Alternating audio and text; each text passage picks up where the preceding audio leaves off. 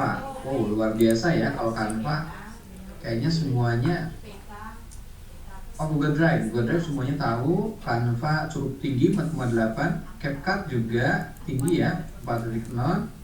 Kemudian ada Kuma Space, mungkin baru ya kalau Kuma Space baru berinteraksi barusan kan. Oke. Kemudian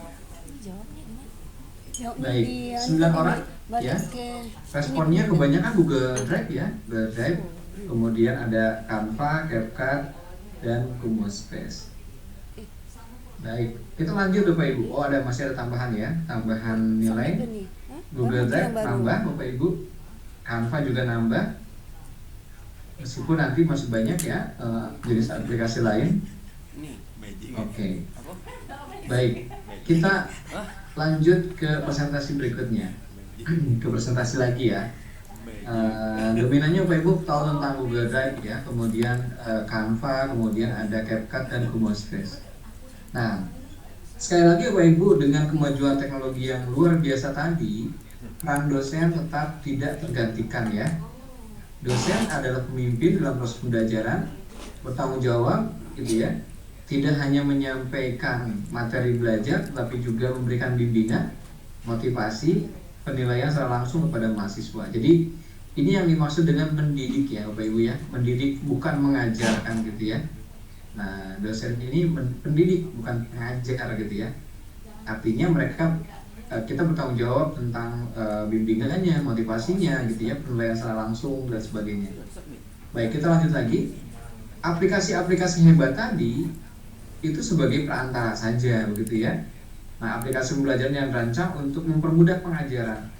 Artinya semakin canggih ya semakin membantu kita. Tetapi kita juga nanti perlu ya memilih mana yang menjadi bagian yang diperlukan, mana yang tidak diperlukan ya.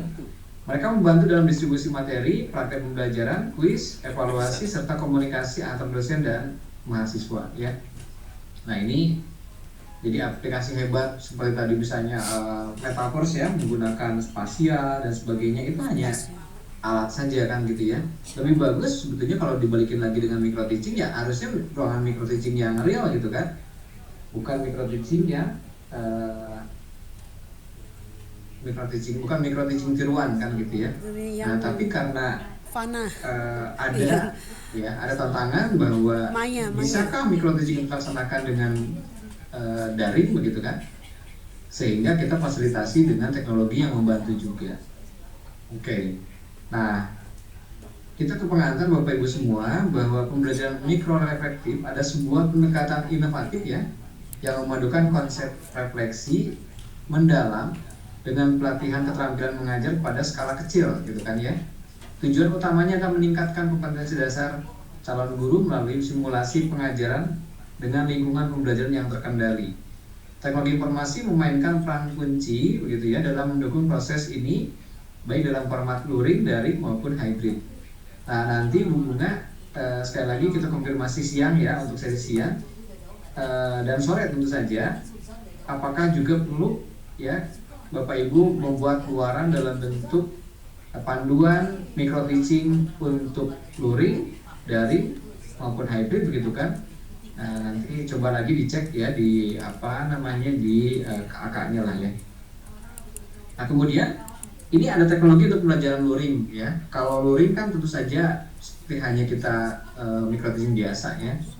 Jadi di sini ada pola bagaimana mereka melatihan mengajar ya.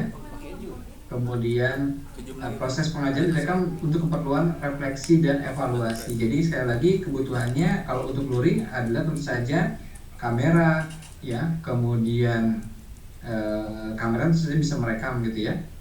Kemudian ada self evaluation, ini bisa digunakan untuk guru menonton ulang begitu ya rekaman dan mengidentifikasi kekuatan dan kelemahan dalam keterampilan mengajar gitu ya. Nah, kemudian ada kolaborasi dan supervisi, rekaman yang digunakan tentu saja digunakan oleh observer atau dosen untuk memberikan masukan dan penilaian yang konstruktif gitu ya. Ini teknologi untuk pembelajaran luring. Kemudian teknologi untuk pembelajaran daring lebih tinggi begitu ya. Bagaimana tadi kita menggunakan Kumospace, bagaimana kita menggunakan spasial gitu ya, metaverse gitu. Jadi platform virtual meeting sebagaimana Zoom atau Microsoft Teams ya memungkinkan simulasi pengajaran secara online atau dengan ini ya, dengan ini mohon maaf kepotong ya, dengan peserta didik, artinya kan gitu ya, ini kepotong nih. Nah, Bapak Ibu, kata peserta didik sekarang di kurikulum diganti lagi menjadi murid ya. Dulu siswa, kemudian kurikulum merdeka mengganti peserta didik. Sekarang istilahnya diganti lagi menjadi murid ya. Nah, rekaman video daring menggunakan platform seperti YouTube, Google Drive untuk berbagai rekaman pengajaran ya. Nah, kemudian aplikasi interaktif, misalnya Mentimeter termasuk yang sedang saya gunakan ini, atau Padlet gitu ya. Nah, untuk melibatkan peserta dengan diskusi interaktif. Nah, ini artinya bahwa sebisa mungkin Bapak Ibu kalau polanya adalah daring, ya gunakan media interaktif seperti tadi Slido, kemudian sekarang daring ya. Saya bertanya Bapak Ibu merespon dan sebagainya. Ini adalah bagian untuk engagement gitu ya. Baik. Nah, kalau hybrid kayak gimana? Kalau hybrid ini Bapak Ibu, teknologi untuk pembelajaran hybrid ini artinya sekali lagi kalau hybrid siswa atau murid ya ada yang daring, ada yang luring gitu kan, sebagian luring di kelas, sebagian daring. Nah, ini teknologi seperti apa? Nah, kombinasi video dengan virtual meeting ya. Jadi videonya iya untuk merekam, virtual meetingnya juga iya. Setelah luring menggunakan perangkat perekam video, sementara peserta daring bergabung di kelas ya. Nah, platform virtual 3D seperti Gathertown, Spasia, nah yang tadi kita gunakan ya, atau Spasia, Kumospace untuk menciptakan lingkungan belajar yang imersif gitu kan.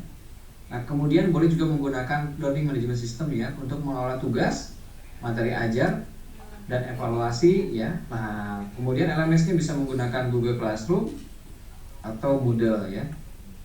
Baik. Nah, keunggulannya Bapak Ibu, berbicara keunggulan menggunakan teknologinya. Ini yang pertama, refleksi yang mendalam gitu kan ya. Tentu saja kekuatan pada mikroreflektif ini refleksi yang mendalam.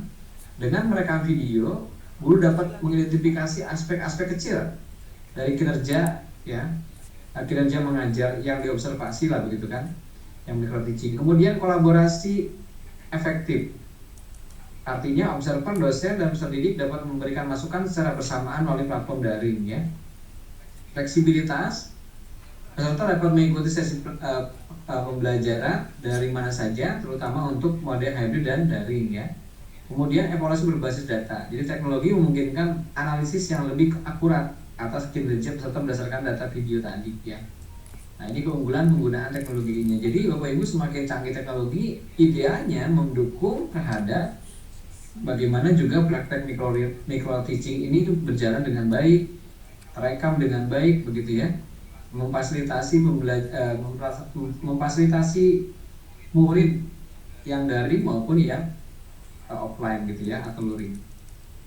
Tentu saja tantangan dan solusinya, tantangan teknisnya biasanya koneksi internet ya yang tidak stabil. Tadi saja Bapak Ibu koneksinya terganggu ya. Kemudian adaptasi penggunanya. Nah, tidak semua murid ini familiar dengan teknologi baru begitu ya. Nah, jadi harus ada sesi pelatihannya. Kemudian Bapak Ibu, ada privasi data ya, penting untuk menjaga privasi rekaman peserta. Nah, solusinya menggunakan platform yang berbasis institusi begitu ya. Nah, jadi jangan sembarangan nyimpen data video gitu kan, kemudian data peserta di mana saja ya, harusnya lebih selektif lah gitu kan, memilih platformnya. Baik, ini ada quiz, jadi biar ada satu arah. Bapak Ibu pindah dulu, ganti dulu namanya ya di Mentimeter ini. Kita akan ada 9 soal ya kuis. Ini bukan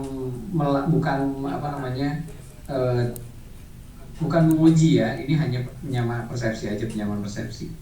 Baik, diganti dulu namanya ya, dimasukkan namanya.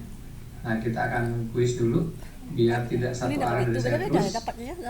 Kita mulai dengan soal pertama dengan 12 peserta ya. Nah, soal pertama Bapak Ibu.